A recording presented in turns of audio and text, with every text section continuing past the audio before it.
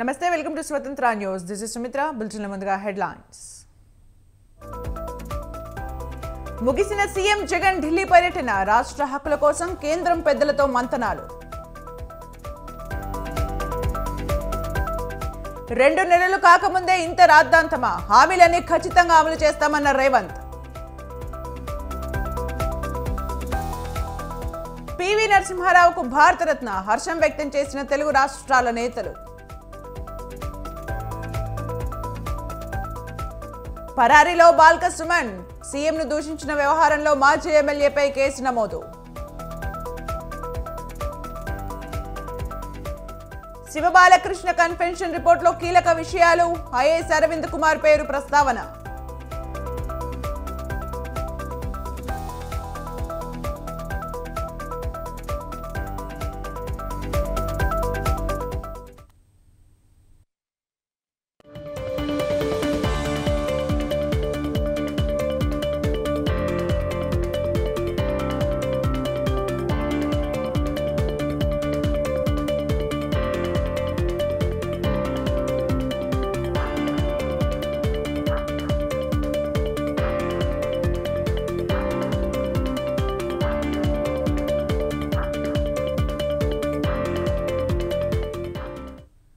Assembly వేదికగా CM Revanth Reddy BRS పై తీవ్ర విమర్శలు చేశారు. ప్రభుత్వంలోకి వచ్చి 2 నెలలు కాకముందే గులాబీ నేతలు గగ్గోలు పెడుతున్నారని ఎద్దేవా చేశారు. ఆటోల్లో ఎక్కి షూటింగ్లు చేస్తూ డ్రామాలు ఆడుతున్నారని అన్నారు. ఉచిత బస్సు పథకం వల్ల రాష్ట్ర దేవాదాయ శాఖకు ఆదాయం పెరిగిందన్నారు. రైతు బంధు రావట్లేదని విమర్శించే వాళ్ళు గత ప్రభుత్వ హయాంలో ఎప్పుడు రైతు ఇచ్చారో గుర్తు చేసుకోవాలన్నారు. 2018-19లో పూర్తిగా చెల్లించడానికి 5 నెలలు పట్టిందన్నారు. కాళేశ్వరం అవినీతిపై చర్చను పక్కదోవ పట్టించేందుకే కేఆర్ఎంపీని ముందుకు తెచ్చారని రేవంత్ రెడ్డి ఆరోపించారు. బీఆర్ఎస్ నేతలకు దమ్ముంటే ఢిల్లీలో ధర్నా చేయాలని సీఎం సూచించారు. కేసీఆర్ సహకారం వల్లే నాగార్జున సాగర్ మీదికి ఏపీ పోలీసులు తుపాకులతో వచ్చారని విమర్శించారు. అంతకుముందు ప్రాజెక్టు లేవు. అంతకుముందు పోతిరెడ్డిపాడు 11,000 క్యూసెక్స్ ఉండే, అది 44,000 క్యూసెక్స్కి పెరిగింది. అంతకుముందు లేని రాయలసీమ లిఫ్ట్ ఇరిగేషన్ ఇవ్వాలా 8 టీఎంసీలు తరలించడానికి లిఫ్ట్ ఇరిగేషన్లు కట్టినరు. ముచ్చుమరి నుంచి అర టీఎంసీ కట్టిరు అధ్యక్ష. మొత్తం 12.5-13 టీఎంసీలు పర్ డే. ఒక్క నెల రోజులు మనం కళ్ళు మూసుకుంటే శ్రీశైలంలో బురద కూడా ఉండదు అధ్యక్ష. రాయలసీమ లిఫ్టు 797 ఎఫ్ఆర్ఎల్ దగ్గర కట్టిరు అధ్యక్ష. కుండ ఇట్లుంటే కుండకు సైడ్కు పొక్క పెట్టలే అధ్యక్ష, కింద పెట్టిండు. కింద వీళ్ళు పిలిచి పంచపక్ష ప్రమాణాలు వీళ్ళు పెట్టిండ్రు. జగన్మోహన్ రెడ్డి వీళ్ళ కింద బొక్క పెట్టిండు అధ్యక్ష. బొక్క పెట్టి మొత్తం తరలించకపోతుంటే మిన్నకుండా ఉన్న మీళ్ళు మన భూభాగంలో ఉన్న నాగార్జున సాగర్ మీదికి తుపాకులతో జగన్మోహన్ రెడ్డి వచ్చి ఆక్రమించుకుంటే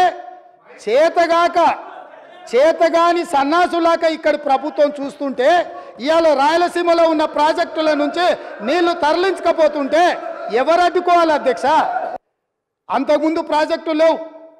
అంతకుముందు పోతిరెడ్డిపాడు 11,000 క్యూసెక్స్ ఉండే, అది 40. భారత మాజీ ప్రధాని పివి నరసింహారావుకు కేంద్రం భారతరత్న ప్రకటించడంపై సీఎం రేవంత్ రెడ్డి హర్షం వ్యక్తం చేశారు. పివికి భారతరత్న ప్రకటించడాన్ని స్వాగతిస్తున్నామని సీఎం పేర్కొన్నారు. ఆర్థిక సంస్కరణలు తెచ్చి ఈ దేశాన్ని అభివృద్ధి పథంలో నడిపించారని కొనియాడారు. పివి నరసింహారావు కుటుంబానికి తెలంగాణ ప్రజల తరపున రేవంత్ రెడ్డి శుభాకాంక్షలు తెలిపారు.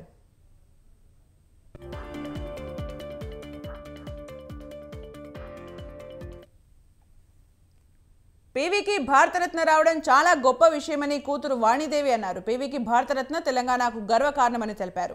పివి సంస్కరణలు దేశం ఎప్పుడు మరవదని, గొప్ప వ్యక్తులకు సన్మానం చేయడం తమ సంస్కారమని ఈ సందర్భంగా తెలియజేశారు. కొంచెం ఆలస్యంగా ప్రకటించి సంతోషమని పివి కూతురు వాణిదేవి తెలిపారు. ఒక చారిత్రాత్మక రోజు ఇవాళ, ఒక చరిత్రలో సువర్ణాక్షరాలతోని లిఖించదగ్గ మంచి రోజు ఇది. తెలంగాణ గడ్డ మీద కొట్టిన మన తొలి తెలుగు ప్రధాని కీర్తి శేషులు శ్రీ పివి నరసింహారావు గారికి భారతరత్న అనౌన్స్ చేయడం అనేది చాలా చాలా సంతోషించే రోజు. ఈరోజు దేశ ప్రజలు అందరూ కూడా చాలా సంతోషంగా ఉన్నారు. కంటిన్యూస్గా ఫోన్ కాల్స్ వస్తున్నాయి. మొట్టమొదటిసారి దక్షిణాది నుంచి అప్పటిదాకా ప్రధానినే లేరు మనకు. ఏవైనా ఉత్తరాది వాళ్లే ప్రధానులు, కానీ ఒక తెలుగు వారు కూడా ఒక దక్షిణాది నుంచి కూడా ప్రధానులు కావచ్చు అనే ఒక ఆదర్శప్రాయమైన గొప్ప వ్యక్తి. హ్యాపీ మూమెంట్ ఇది. ఒక పీవీకి భారతరత్న రావడం సంతోషంగా ఉందని అన్నారు మంత్రి శ్రీధర్ బాబు. పీవీ సంస్కరణలు దేశానికి ఆదర్శంగా నిలిచాయన్నారు. తెలంగాణ ప్రజల తరపున కుటుంబ సభ్యులకు శుభాకాంక్షలు తెలియజేశారు. పీవీ ఎన్నో ఆర్థిక సంస్కరణలు తీసుకొచ్చిన మహనీయుడు మన పీవీ అని కొనియాడారు. పివి నరసింహారావు గారికి భారతరత్న రావడం మన అందరికీ కూడా గర్వకారణం. ఈరోజు స్వర్గీయులైన పివి నరసింహారావు గారు ఆనాడు 91 సంవత్సరంలో ప్రధానమంత్రిగా అయి దేశానికి ఆర్థిక సంస్కరణలకు సంబంధించి దిక్సూచిగా నిలబడి సంస్కరణలను తీసుకురావటమే కాదు, ఈరోజు ఆచరణలో పెట్టి రాష్ట్రాల ప్రగతికి, ఈరోజు దేశ ప్రగతికి మూలకారకుడై నిలబడ్డ పివి నరసింహారావు గారికి భారతరత్న రావటం మాకు సంతోషం. మరి ప్రత్యేకంగా వారి కుటుంబ సభ్యులందరికీ కూడా అభినందనలు, శుభాకాంక్షలు తెలియజేస్తా ఉన్నాం.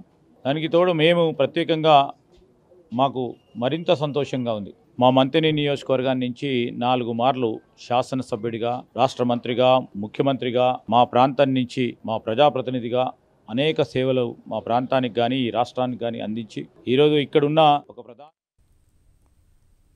పీవీకి భారతరత్న రావడం తామందరికీ గర్వకారణమన్నారు బీజేపీ రాష్ట్ర అధ్యక్షుడు కిషన్ రెడ్డి. దేశ అభివృద్ధి కోసం ఆయన చేసిన సేవలు చిరస్మరణీయమని తెలిపారు. ఆర్థిక సంస్కరణలతో దేశ పురోగతికి పునాదులు వేశారన్న ఆయన పీవీ జీవితాంతం కాంగ్రెస్ పార్టీలో కొనసాగారన్నారు. పీవీకి భారతరత్న తెలుగు ప్రజలకు దక్కిన గౌరవమని తెలిపారు.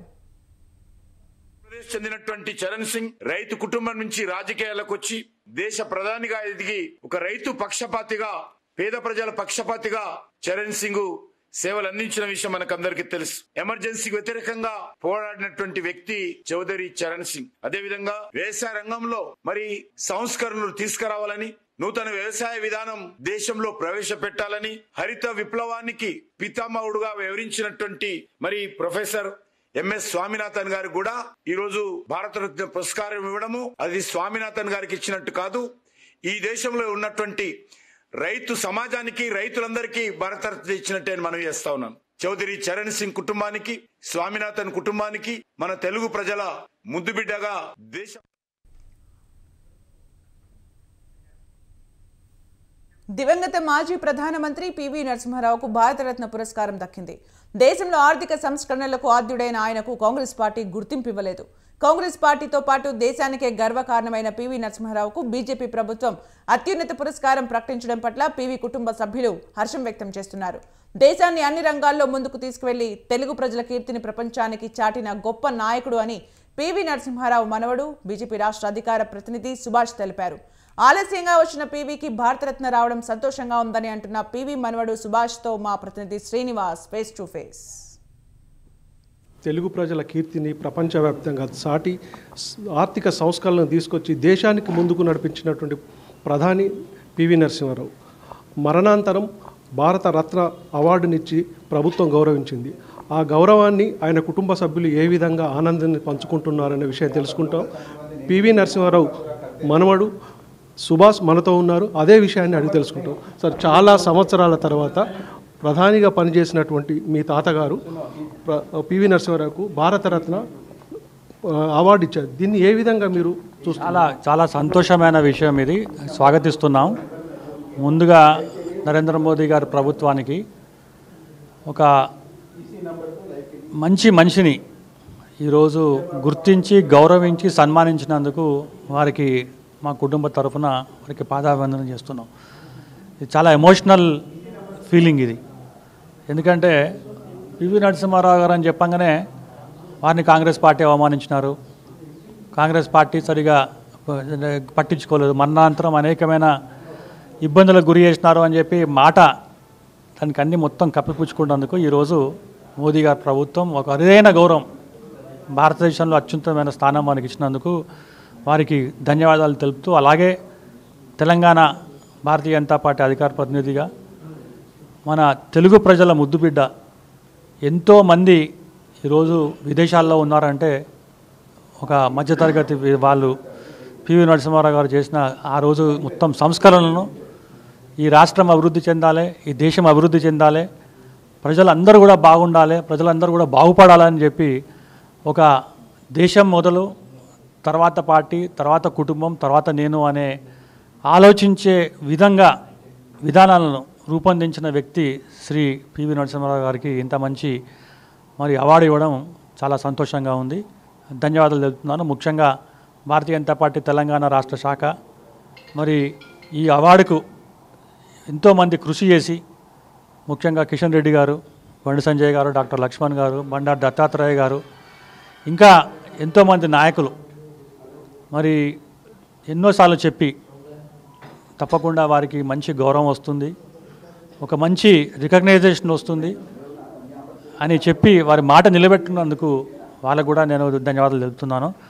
అలాగే కాంగ్రెస్ పార్టీ ఈరోజు అవార్డు వచ్చినందుకు స్వాగతించడం పోయి ఎన్నికలతో రాజకీయం చేస్తున్నారు భారతీయ జనతా పార్టీ నరేంద్ర మోదీ ప్రభుత్వం అంటే దీన్ని నేను తీవ్రంగా ఖండిస్తున్నాను.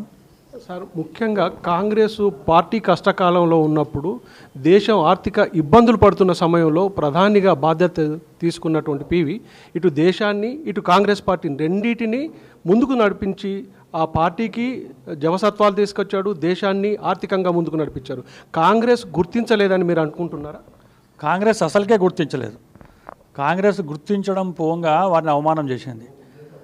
ప్రతి ఒక్క ఇష్యూలో మంచి పనులు చేసినప్పుడు, కాంగ్రెస్ పార్టీలో మంచి పనులు చేసినప్పుడు అవన్నీ గాంధీ కుటుంబానికి, కాంగ్రెస్ పార్టీలో ఏదైతే మరి ఇబ్బంది ఏదైతే మొత్తం పనులు ఉన్నాయో అవన్నీ పివి గారికి ఏంటంటే మొత్తం ఖాతాలో వేసినారు. కాంగ్రెస్ పార్టీ కనుక గుర్తిస్తే ఎప్పుడో గుర్తించాల్సిన అవసరం ఉంది. కాంగ్రెస్ పార్టీ కేవలం గాంధీ పార్టీని గుర్తించడం తప్ప, గాంధీ ఏంటంటే కుటుంబాన్ని గుర్తించడం తప్పితే గాంధీయేతర కుటుంబాన్ని ఎప్పుడు కూడా గుర్తించలేదు. సర్దార్ వల్లభాయ్ పటేల్ని గుర్తించలేదు, మరి పివి గారిని గుర్తించలేదు, అంబేద్కర్ గారిని గుర్తించలేదు, కర్పూరి ఠాకూర్ని గుర్తించలేదు, సుభాష్ చంద్రబోస్ని గుర్తించలేదు. కేవలం గాంధీ ఫ్యామిలీ, గాంధీ కుటుంబాన్ని వాళ్ళే సంస్కరణలు తీసుకొచ్చినారు, వాళ్ళే దేశ ప్రజల కోసం ఆలోచించినారు, వాళ్ళే త్యాగాలు చేసినట్టు. ఈరోజు మరి పద్మశ్రీ కానివ్వండి, పద్మవిభూషణ్ కానివ్వండి, భారతరత్న ఇవ్వడం కానీ మీరు చూస్తుంటే ఒకసారి ఆ లిస్టులో చూస్తుంటే చాలా క్లియర్గా అర్థమవుతుంది.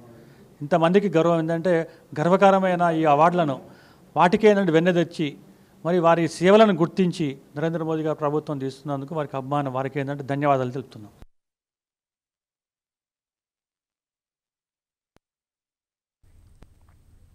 నర్సాపురం ఎమ్మెల్యే ప్రసాద్ రాజు అవినీతి మరోసారి బయటపడిందని టీడీపీ మాజీ ఎమ్మెల్యే బండారు మాధవ నాయుడు ఆరోపించారు. 26 కోట్లతో చేపడుతున్న గోదావరి ఏటిగట్టు నిర్మాణం జరుగుతుండగానే 2 సార్లు కోతకు గురైందని తెలిపారు. నర్సాపురం పొన్నపల్లి గోదావరి కోతకు గురైన ఏటిగట్టు ప్రాంతాన్ని ఆయన పరిశీలించారు. వైసీపీ ప్రభుత్వానికి ప్రజల ప్రాణాలంటే లెక్కలేదని మండిపడ్డారు. బినామీ కాంట్రాక్టర్తో నాణ్యత లేకుండా పనులు చేయడం వల్లే గోదావరి ఏటిగట్టు కోతకు గురైందన్నారు. ఎమ్మెల్యే ప్రసాద్ రాజు అవినీతిపై విచారణ జరపాలని డిమాండ్ చేశారు. ప్రతి అందరూ కూడా రైతు బిడ్డలే కాబట్టి ప్రతి పౌరుడికి తెలుసు, ఉభయ గోదావరి జిల్లాలో ఉన్న ప్రతి వ్యక్తికి కూడా తెలుసు ఎక్కడైనా సరే. ఎందుకంటే మేము అంతా కూడా ఈ గోదావరి మధ్యన, ఈ కాలువల మధ్యన బతికేవాళ్ళం కాబట్టి ఇటువంటి కోతలకు గురైతే ఏ రకమైన చర్యలు తీసుకోవాలనేది దీనికి పెద్ద చదువు కూడా అక్కర్లేదు నాకు తెలిసి. Minimum common sense. అక్కడ ఉన్నటువంటి ఏదైతే కోతకు గురైందో ఆ యొక్క గట్టిని ముందు పటిష్టపరుచుకునేటువంటి చర్యలు తీసుకోవాల్సినటువంటి అవసరం ఉందనేది ఏ చదువు లేనట్టు ఒక సామాన్య చిన్న రైతు అయినా సరే చెప్పగలిగినటువంటి పరిస్థితి.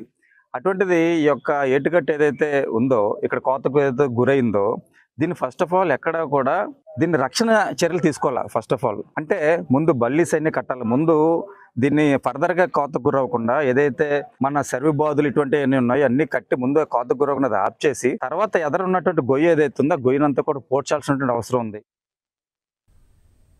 నెల్లూరు జిల్లాలో ప్రభుత్వం ప్రతిష్టాత్మకంగా నిర్మాణం చేపట్టిన రామాయపట్నం పోర్టు నిర్మాణాన్ని స్థానిక కర్లపాలెం గ్రామస్తులు అడ్డుకున్నారు. 5 రోజులుగా అక్కడే వంటా వార్పు చేసుకుంటూ తమ ప్యాకేజ్ కోసం దీక్ష చేస్తున్నారు. స్థానిక ఎమ్మెల్యే మహిధర్ రెడ్డి పోర్టు వద్దకు చేరుకుని స్థానికులకు మద్దతు తెలిపి పోర్టు నిర్మాణ గదులకు తాళాలు వేయించారు. రామాయపట్నంలో నెలకొన్న తాజా పరిస్థితులపై మరింత సమాచారం మా ప్రతినిధి శ్రీనివాస్ అందిస్తారు. రామాయపట్నం పోర్టు నిర్మాణాన్ని ప్రభుత్వం ప్రతిష్టాత్మకంగా తీసుకొని ఆగమేఘాల మీద పూర్తి చేస్తున్న పరిస్థితి ఉంది. అయితే గత 4 రోజులుగా ఇక్కడ ఆర్ఆర్ ప్యాకేజీ వారికి సమకూర్చలేదని, వారి పట్ల ప్రభుత్వం కూడా నిర్లక్ష్య వైఖరి అవలంబిస్తుందంటూ కర్లపాలెనికి చెందినటువంటి మత్స్యకారులు మొత్తం కూడా ఇక్కడ టెంట్ వేసుకొని వారు దీక్షను చేపట్టడం జరిగింది. దీంతో పోర్టు నిర్మాణ పనులు పూర్తిగా స్తంభించిపోయిన పరిస్థితి ఇక్కడ ఏర్పడింది. ఇక్కడ మనం కానీ గమనించినట్లయితే ఈ రామాయపట్నం పోర్టు నిర్మాణానికి మొత్తం గ్రావెల్ అయితేనేమి రాళ్ళు అయితేనేమి మొత్తం కూడా రామతీర్థం నుంచి ఇక్కడికి ట్రిప్పర్ల ద్వారా సరఫరా చేస్తున్న పరిస్థితి ఉంది. గత కొన్ని నెలలుగా కూడా ఇక్కడికి ఈ మొత్తం కూడా వస్తూ ఉన్న పరిస్థితి. అయితే గత 4 రోజులుగా కూడా ఇక్కడ కర్లపాలెం గ్రామస్తులు వారికి సమకూర్చాల్సినటువంటి ఆర్ఆర్ ప్యాకేజీని ప్రభుత్వం అందించలేదని వారందరూ కూడా ఒక దీక్షా శిబిరాన్ని ఏర్పాటు చేసి ధర్నాను చేపట్టారు. పోర్టుకు వెళ్ళేటువంటి దారిని కూడా కంపవేసి ఆపడం జరిగింది. దీంతో ఒకసారిగా పోర్టు నిర్మాణం కోసం వెళ్తున్నటువంటి ఈ ట్రిప్పర్లు అయితేనేమి, అదేవిధంగా పోర్టు నిర్మాణ పనుల్లో భాగమైనటువంటి ఆయిల్ ట్యాంకర్లు అయితేనేమి మొత్తం కూడా ఇక్కడే ఆగిపోయిన పరిస్థితి ఉంది. సుమారు 100 టిప్పర్ల వరకు కూడా ఇక్కడ 30 ఆగ్గా రామతీర్థంలో ఒక 70 టిప్పర్లు అక్కడే ఆగిపోయిన పరిస్థితి. అయితే ప్రతిష్టాత్మకంగా పోర్టు నిర్మాణాన్ని చేపట్టినటువంటి ప్రభుత్వం ఆర్ఆర్ ప్యాకేజీని రైతులకు అందించాల్సింది పూర్తి స్థాయిలో అందించకపోవటం, దాంతో ఈ రైతులందరూ కూడా ఆగ్రహ ఆవేశాలతో వారి ప్యాకేజీని అందించే వరకు కూడా పనులు ఆపాలని చెప్పి వారు దీక్షను చేపట్టారు. అయితే గత 4 రోజులుగా జరుగుతున్నటువంటి దీక్షా శిబిరానికి నిన్న సాయంత్రం స్థానిక ఎమ్మెల్యే మహిదర్ రెడ్డి నేరుగా వచ్చి ఆ మత్స్యకారులు మరియు రైతులతో సంఘీభావం తెలియచేసి ప్రభుత్వం తప్పనిసరిగా వారికి అందించవలసినటువంటి ప్యాకేజీని అందించాలని చెప్పి కూడా ఆయన తీర్మానం చేయడం జరిగింది. ఎమ్మెల్యే గారు వచ్చి ఈ పోర్టు ఎండీ ప్రతాప్ కుమార్ రెడ్డితో మాట్లాడినప్పటికీ వారి పట్ల సానుకూల స్పందన లేకపోవడంతో ఒకసారిగా గ్రామస్తులంతా కూడా పోర్టు గేట్లకు తాళాలు వేసి నిర్మాణ పనులను ఎక్కడికక్కడ ఆపివేసిన పరిస్థితి అయితే ఇక్కడ జరిగింది. అయితే ఎమ్మెల్యే కూడా మాట్లాడుతూ పేద రైతులు మరియు స్థానిక మత్స్యకారులంతా కూడా ప్రభుత్వానికి సహాయంగా తమ యొక్క భూములను అప్పగించినప్పుడు వారికి అందించాల్సినటువంటి పునరావాస ప్యాకేజ్ మరియు ఆర్ఆర్ ప్యాకేజీని ఇవ్వాలి అని వారికి ఇవ్వకపోవడం దారుణమంటూ ఆయన కూడా విమర్శించిన పరిస్థితి ఉంది. అయితే ప్రభుత్వం ఇప్పటికైనా కలుగు చేసుకొని ఆ పేద జాలర్లు రైతులు ఎవరైతే ఉన్నారో భూములు కోల్పోయి నష్టపోతున్న వారికి తప్పనిసరిగా అవి అందించి తర్వాతనే పనులను ప్రారంభించాలని కూడా ఆయన తేల్చి చెప్పారు. అయితే వారి యొక్క కనీస అవసరాలు మరియు వారికి ప్రభుత్వం సమకూర్చవలసినటువంటి నీడ్స్ కోసం వారు ఫైట్ చేస్తున్నప్పుడు వారిని అరెస్ట్ చేస్తామని పోలీసులు బెదిరిస్తున్న పరిస్థితి ఉందని, ఇది మాత్రం దారుణమైన పరిస్థితి అని స్థానిక ఎమ్మెల్యే కూడా డైరెక్ట్గా విమర్శించిన పరిస్థితి. అయితే ఏదైనా సరే ఇక్కడ పోర్టు నిర్మాణ పనులు సజావుగా సాగాలంటే రైతులకు ప్రభుత్వం ఇచ్చిన హామీ మేరకు వారి యొక్క పునరావాస ప్యాకేజీలని అదేవిధంగా ఆర్ఆర్ ప్యాకేజీలను తక్షణమే సమకూర్చిన తర్వాతే పోర్టు నిర్మాణ పనులు కూడా చేపట్టాలని ఎమ్మెల్యే మహిదర్ రెడ్డి ప్రభుత్వానికి అల్టిమేటం జారీ చేశారు. అయితే గత 4 రోజులుగా ధర్నా చేస్తున్నటువంటి రైతులు ఈరోజు ధర్నా 5వ రోజు కార్యక్రమంలో భాగంగా వంట వార్పును కూడా ఇక్కడే ఏర్పాటు చేసుకొని ధర్నాని చేపట్టారు. సాయంత్రం ఎమ్మెల్యే గారు వచ్చి వారికి సంఘీభావం తెలియజేస్తారని కూడా రైతులు చెప్తున్న పరిస్థితి ఉంది. ఏదైతే ఉంది ప్రభుత్వం ప్రతిష్టాత్మకంగా చేపట్టినటువంటి ఈ పోర్టు నిర్మాణానికి అవసరమైనటువంటి ఆర్ఆర్ ప్యాకేజీ నిధులను వెంటనే సమకూర్చి ఆ రైతులకు అందించాల్సినటువంటి ప్రతి రూపాయి సహాయాన్ని కూడా వారికి అందించాలని, పునరావాస ప్యాకేజ్ కూడా పూర్తి స్థాయిలో వారికి సమకూర్చాలని స్థానిక రైతులతో పాటుగా ఎమ్మెల్యే కూడా డిమాండ్ చేస్తున్న పరిస్థితి ఉంది. అయితే ప్రభుత్వం దిగివచ్చి ఇప్పటి వరకు రైతులను బెదిరించినటువంటి ప్రభుత్వం వారికి అందించవలసిన ప్యాకేజీని అందిస్తుందా లేదా చూడాల్సిన పరిస్థితి ఉంది. 5 రోజులుగా ధర్నా చేస్తున్నటువంటి రైతుల యొక్క కనీస అవసరాలను ప్రభుత్వం సమకూర్చాలని రైతులు డిమాండ్ చేస్తున్న పరిస్థితి అయితే ఇక్కడ ఉంది. రామాయపట్నం నుండి వీడియో జర్నలిస్ట్ వాసుతో శ్రీనివాస్, స్వతంత్ర న్యూస్. పుట్టుకతో వచ్చే వినికిడి లోపంతో బాధపడుతున్న చిన్నారులకు కోక్లియర్ ఇంప్లాంట్ ద్వారా నూతన జీవితాన్ని అందిస్తున్నారు మెడికవర్ హాస్పిటల్ డాక్టర్లు. ఇది వినలేని వ్యక్తికి వినికిడిని అందిస్తుందని డాక్టర్ సంపూర్ణ ఘోష్ అన్నారు. 6 నెలల్లో 10 మందికి పైగా కోక్లియర్ ఇంప్లాంట్లను విజయవంతంగా నిర్వహించగలిగామని తెలిపారు. అత్యాధునిక చికిత్స ద్వారా నూతన జీవితాన్ని అందిస్తున్నామని చెప్పుకొచ్చారు. ప్రతి కోక్లియర్ ఇంప్లాంట్ పిల్లల జీవితంలో లోతైన పరివర్తనను సూచిస్తుందని స్పష్టం చేశారు.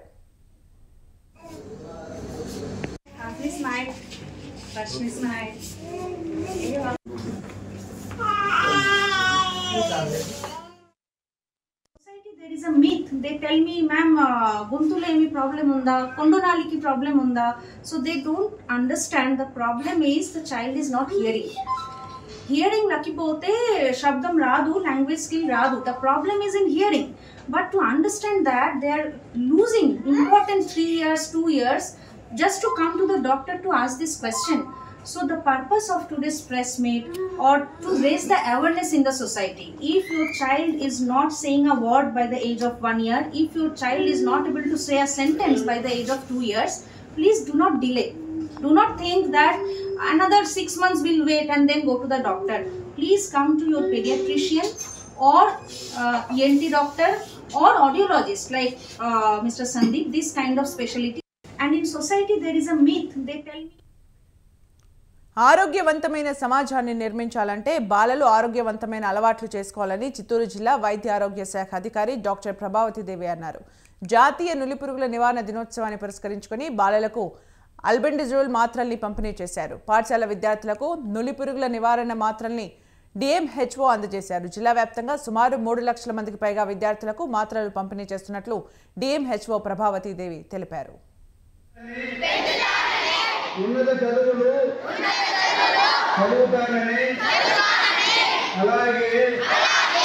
వ్యక్తిగత పరిశుభ్రత,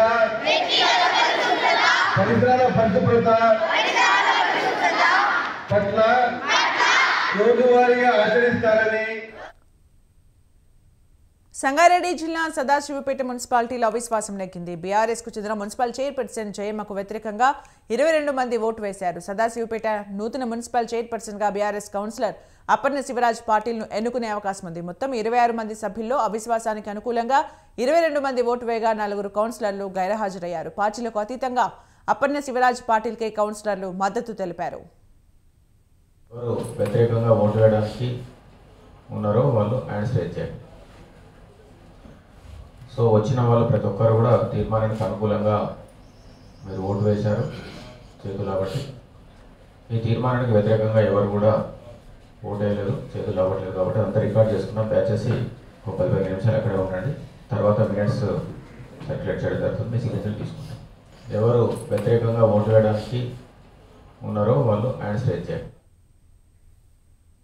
రంగారెడ్డి జిల్లా ఆదిభట్ల మున్సిపాలిటీ చైర్పర్సన్ కొత్త హార్దిక్ గౌడ్ ఆవేదన వ్యక్తం చేశారు.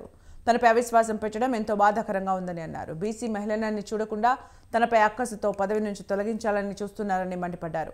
మంత్రి కోమటిరెడ్డి వెంకటరెడ్డి అండతో చేస్తున్నారని ఆరోపించారు. కౌన్సిలర్ నిరంజన్ రెడ్డి, కోఆప్షన్ సభ్యులు పల్లె గోపాల్ గౌడ్ కలిసి అభివృద్ధిని అడ్డుకోవాలని చూస్తున్నారని ఆమె మండిపడ్డారు. తోటి కౌన్సిలర్లకు డబ్బును ఎరగా చూపి తనను తొలగించాలని చూస్తున్నారని తీవ్ర ఆవేదన వ్యక్తం చేశారు. మొక్కలు అభివృద్ధి అని మాట్లాడుతున్నారు. వాళ్ళు ఒకటయ్యారు, అందరితో కబ్జాలు చేసే వాళ్ళతో ఒకటయ్యి ఏనాడన్నా అది ప్రతిపక్షాలు ఉన్నాడు. ప్రతిపక్షాలు ఉంటే ఎన్నడన్నా ఎవరికన్నా ఒక అధికారికంగా ఏదైనా కంప్లైంట్ ఇచ్చిండా? నేను అందరితో పోరాటం చేసిన కాబట్టి నా మీద అందరు కత్తులు ఈ రోజు ఈ రకంగా నన్ను ఇబ్బంది పెడుతున్నారు. ఈ ఒక్క సంవత్సరానికి అయిపోలేదు, ఇంకా ముందట ఉంది చాలా. ఎమ్మెల్యే టికెట్ ఆయనకే కావాలి. ఎమ్మెల్యేగా ఎంత ఇబ్బంది పెట్టిండు టికెట్ విషయంలో కూడా మీ అందరికీ తెలిసిందే. 4 ఏళ్ల నుంచి నన్ను ఏ రకంగా ఇబ్బంది పెడుతున్నావు, మీటింగ్లకు రానియకుండా కౌన్సిలర్లతో ఉండనియకుండా డబ్బులు ఎరగా వేసియాలా. ఒక బీసీ మహిళను నన్ను ఇంత ఇబ్బందిగా గురి చేస్తున్నాడు. అదే ఈరోజు అదే పెద్ద కుటుంబం వేరే అగ్ర కుటుంబాలకు చెందినవాడు అయిన ఉంటే ఈరోజు దింపుతుండేనా? అన్ని పదవులు వానికే కావాలి, సంవత్సరం ఉన్న పదవి వానికే కావాలి, నామినేటెడ్ పోస్ట్ వానికే కావాలి. కోమటిరెడ్డి వెంకటరెడ్డి అనే ఒక దుర్మార్గుడు మేము ఆ రోజు మా కాంగ్రెస్ పార్టీకి ఎమ్మెల్యే ఓడిపోయిండు 2018లో. కోమటిరెడ్డిని ఎంపీగా గెలిపించుకుంటే మాకు ఏదో సాయం చేస్తాడని మేము అనుకుంటే ఇవాళ మా నోట్లో మన్ను పోసిండు. కేవలం కోమటిరెడ్డి వెంకటరెడ్డి విధానం వల్లనే ఈడ ఈ పరిస్థితి వచ్చింది మాకు. ఈడ దొంగ చీకటి ఒకటయ్యారు. కబ్జాలు పెట్టిన పల్లె గోపాల్ టీఆర్ఎస్ ఓడు 10 ఎకరాలు కబ్జా పెట్టిండు, వీడు ఒక 10 ఎకరాలు కబ్జా పెట్టిండు. పార్టీలకు సంబంధం లేదు, ఇక్కడ బీసీలం కాబట్టి ఈ విధంగా ఇబ్బంది పెడుతున్నారు. ఏదో ఒక రోజు వాళ్ళు కూడుస్తారు. మేము ప్రతి అంశంలో అవినీతి. యాదాద్రి భువనగిరి జిల్లా మోత్కూర్ మున్సిపల్ చైర్మన్ గా అవిశ్వాసం నెగ్గింది. మోత్కూర్ చైర్మన్ సావిత్రి మేఘారెడ్డికి వ్యతిరేకంగా 9 మంది కౌన్సిలర్లు పెట్టిన అవిశ్వాసం నెగ్గింది. 9 మంది కౌన్సిలర్లతో పాటు మరో టీఆర్ఎస్ కౌన్సిలర్ కూడా అవిశ్వాసం ఓటింగ్లో పాల్గొన్నారు. మొత్తం 10 మంది కౌన్సిలర్లు అవిశ్వాసానికి మద్దతు తెలపడంతో చైర్మన్పై అవిశ్వాసం నెగ్గినట్లు ప్రెసిడెంట్ అధికారి అమరేందర్ రెడ్డి తెలిపారు. అవిశ్వాసం ఎదుర్కొంటున్న చైర్మన్ సావిత్రి మేఘారెడ్డితో పాటు మరో కౌన్సిలర్ కళ్యాణ్ చక్రవర్తి సమావేశానికి గైర్హాజరయ్యారు.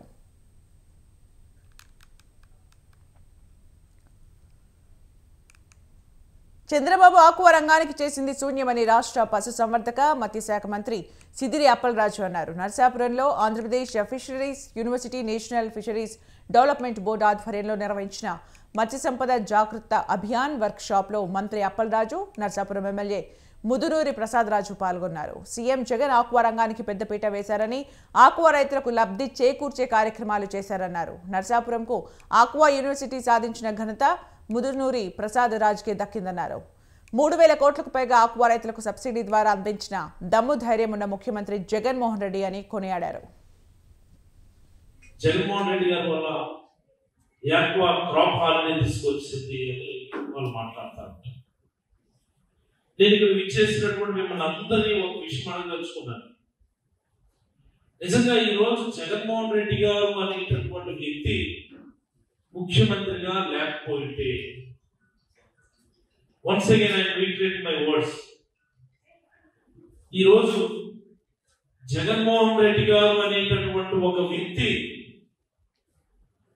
ఇలాంటి సంక్షోభ సమయంలో ఈ రాష్ట్రానికి ముఖ్యమంత్రిగా లేకపోయినట్టే వ్యాపారం అనేది రాష్ట్రంలో ఉంటుందా గట్టిగా ఉంటుందా మరి ఇక్కడ ఉన్నటువంటి కొంతమంది స్థానిక రానున్న లోక్సభ ఎన్నికల్లో బీఆర్ఎస్ పార్టీని బొంద పెట్టాలని ఎమ్మెల్సీ కల్వకుంట్ల కవిత ఎక్కడ పోటీ చేసినా ఓడించాలని మహిళలకు రాష్ట్ర మహిళా కాంగ్రెస్ పార్టీ అధ్యక్షురాలు సునీతారావు పిలుపునిచ్చారు. మహబూబాబాద్ జిల్లా కేంద్రంలో జరిగిన మహబూబాబాద్ లోక్సభ నియోజకవర్గ మహిళా కాంగ్రెస్ పార్టీ సన్నాహక సమావేశానికి ఆమె ముఖ్య అతిథిగా హాజరయ్యారు.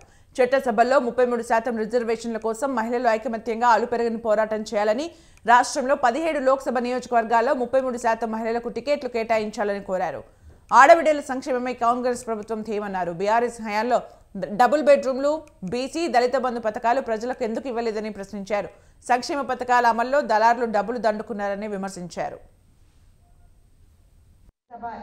పార్లమెంట్ ఎలక్షన్స్ కి ఇంకా గట్టిగా, ఎందుకంటే ఇప్పుడు కాంగ్రెస్ పార్టీ వచ్చిందంటే మహిళలతోనే అని నేనైతే గట్టిగా నమ్ముతా.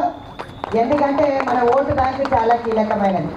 51% ఉన్న ఓటు బ్యాంకు ఈరోజు బీఆర్ఎస్ని పొందబెట్టే విధంగా ఆ దిశలో నడిపిస్తున్నారు. కానీ ఇది సరిపోదు. మనకు వచ్చిన మెజారిటీ ఇంకా బలంగా 15 సీట్లలో అన్న మినిమం మనం కైవసం చేసుకోవాలి. 17లో టోటల్ పార్లమెంట్లో 17లో 15 అన్న వాళ్ళని పక్కకు పెట్టాలంటే 15 అన్న మనం కావాలి. 12 సీట్స్ పక్కా గెలుస్తామనే నమ్మకం మనకు ఉంది. 12 సీట్లు అయితే పక్కా గెలుస్తామనే నమ్మకం ఉంది. ఆ విధంగా ఏఐసిసి ప్రక్షాళన చేస్తుంది. నదీ తీరాల్లోనే నాగరికత వెలిసింది. దీనికి మంచి ఉదాహరణ మన హైదరాబాదే. మూసీ నది ఒడ్డున ఆవిర్భవించిన భాగ్యనగరం అంచులంచులుగా ఎదుగుతూ విశ్వనగరంగా భాసిల్లుతోంది. అయితే ప్రపంచవ్యాప్తంగా అనేక నగరాలు ఇలా నదుల ఒడ్డునే వెలిసినా వాటికి మనకు ఒక ప్రధానమైన తేడా ఉంది.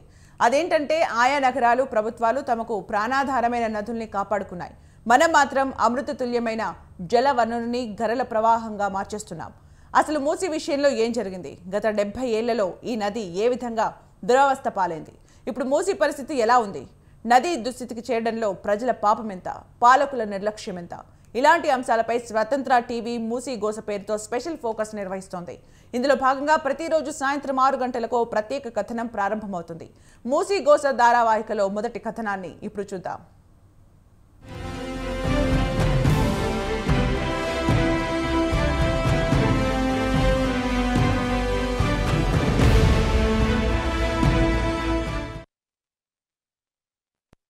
ఒకప్పుడు పుష్కల జల నిధులతో కలకలలాడిన మూసీ నది ఒడ్డున ప్రాణం పోసుకుంది భాగ్యనగరం. ఇంతింతై వటుడింతై అన్నట్లు నగరం రాను రాను పెరిగిపోగా సముద్రంలో చేపల్లా సిటీ అంతా జనంతో నిండిపోయింది.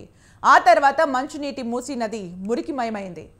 రోజు రోజుకు నగరం విస్తరించడం, పరిశ్రమలు, వ్యాపార కేంద్రాలు పెరగడం, వాటి నుండి వెలువడే వ్యర్థాలతో మూసీ నది మురుగు కాలువగా మారిపోయింది. హైదరాబాద్లో భూముల ధరలకు రెక్కలు రావడం, అధికారుల అలసత్వం కారణంగా కబ్జా కోరల్లో చిక్కి నానాటికి కుచించుకుపోయింది.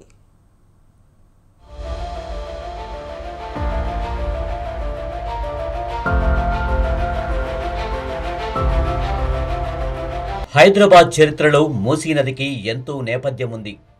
ఒకప్పుడు భాగ్యనగరం పేరు వినగానే మూసీ నది అందాలు సందర్శకుల్ని మంత్రముగ్ధుల్ని చేసేవట. 1902 వరకు మూసీ నది పారే జలసిరులతో, పక్షుల కిలకిల రావాలతో చూడముచ్చటగా వెలసిల్లింది. జీవకోటి దాహార్తిని తీర్చే అమృత వాహినిగా ప్రఖ్యాతి చెందింది. ఇది నేటి తరానికి ఏమాత్రం తెలియదు. ఒకప్పుడు బాగా బతికిన నది, ఎన్నో బతుకులకు జవజీవాలు పంచిన జీవనది. మానవ సాంస్కృతిక వికాసానికి తన వంతు సాయం అందించి మానవాళిని మురిపించిన మూసీ నది ఇప్పుడు ఒక మురికి కూపంగా మారింది. చెత్తా చెదారంతో కలుషితమైన కాసారంగా నగర ప్రజల బతుకులపై తీవ్ర ప్రభావం చూపుతుంది.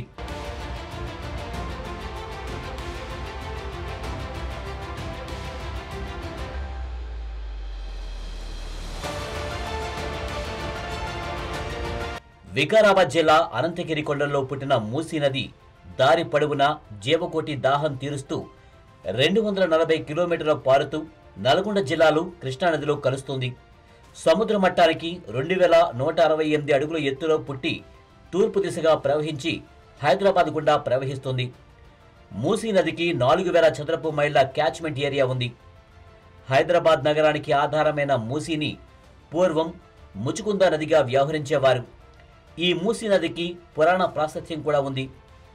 మూసీ నది ప్రారంభ స్థలాన్ని ద్వాపర యుగంలో శ్రీకృష్ణుడు కూడా సందర్శించాడంటారు. ఈ గుహలో పడుకున్నటువంటి ఆ యొక్క ముచుకుంద మహారాజుని తట్టి లేపి వాని పైన ఉన్నటువంటి శిలను గుంజి మాయమైపోతే ఆ కాల యవనుడు వీడే కృష్ణుడని భావించి ఆ యొక్క తెరబట్టను గుంజంగానే వాడు చూడంగానే ఆ కాల యవనైనటువంటి రాక్షసుని సంహారం జరిగి తర్వాత భగవత్ అనుగ్రహం ఆ ముచుకుంద కలగడం జరుగుతుంది.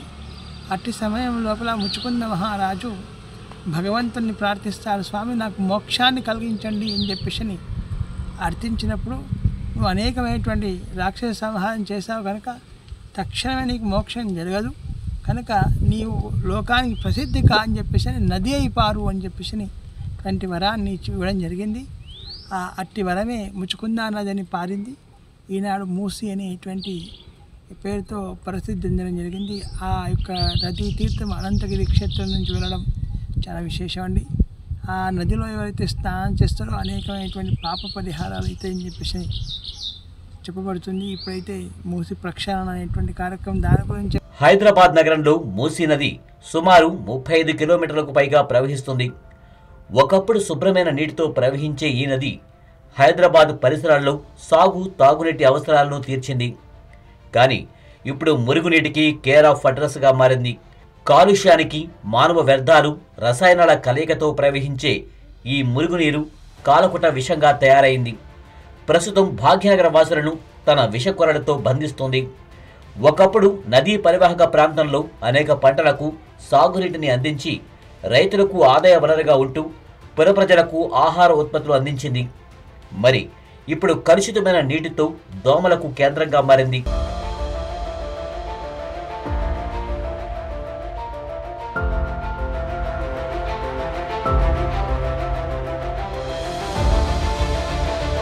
ఓపెన్గా ప్రవహిస్తున్న ఈ మురుగు చుట్టుపక్కల ప్రాంతమంతా దుర్వాసనను వెదజల్లుతుంది.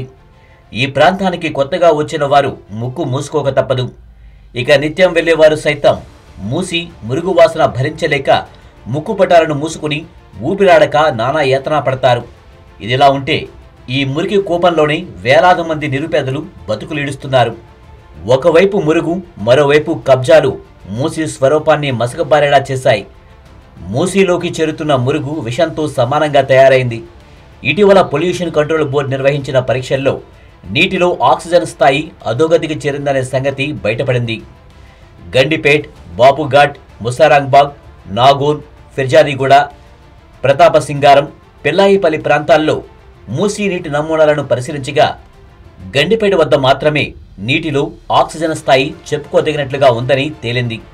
మిగిలిన అన్ని ప్రాంతాల్లోనూ ఆక్సిజన్ స్థాయి తగ్గిపోయి జలాచరాలు నీటిలో ఉండలేనంత పరిస్థితి ఏర్పడింది. పరిమితుల ప్రకారం లీటర్ నీటిలో ఆక్సిజన్ 4 మిల్లీగ్రాములు ఉండాలి. అంతకంటే తగ్గితే నీటిలో జలాచరాలు మనుగడ సాగించలేవు. Biological oxygen demand BOD 1 litre నీటిలో 3 మిల్లీగ్రాములకు మించకూడదు. ఆక్సిజన్ తగ్గుతున్న కొద్దీ BOD పెరుగుతుంది. ఇలా మూసీ నదిలో BOD పరిణామం చాలా తీవ్ర స్థాయిలో ఉన్నట్లు గుర్తించింది పొల్యూషన్ కంట్రోల్ బోర్డు.